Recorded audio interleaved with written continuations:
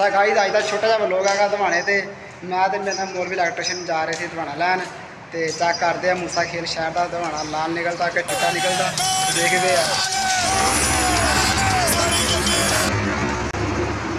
तोलो तोलो कितना हो गया ये हो गया वीडियो बन रही। हाँ वीडियो बना रहे ना चेक करो मारो छुरा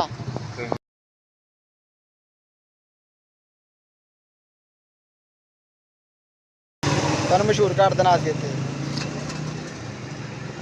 लाल निकलेगा लाल हरा निकलेगा।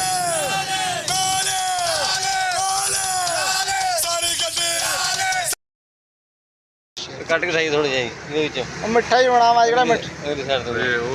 मिठा घट है मिठा और पाली वैसे है जबरदस्त मजेदार है बस सही है थोड़ा चाप के रखे ठंडा हो जाए कई चागा से दवाना लै लिया उन्होंने बर्फ भी ली है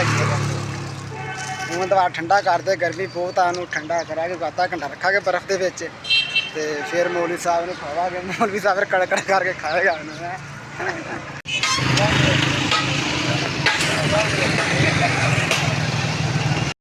अच्छा गाइस बड़ा प्यारा मौसम बनया इत्थे मूसा खेल शहर च बदल चेक किते ही आप बोतल बहुत ज़्यादा है बारिश होनी है अज तक लोग अपना इन्ना मिलते फिर अगली वीडियो च ओके अल्लाह।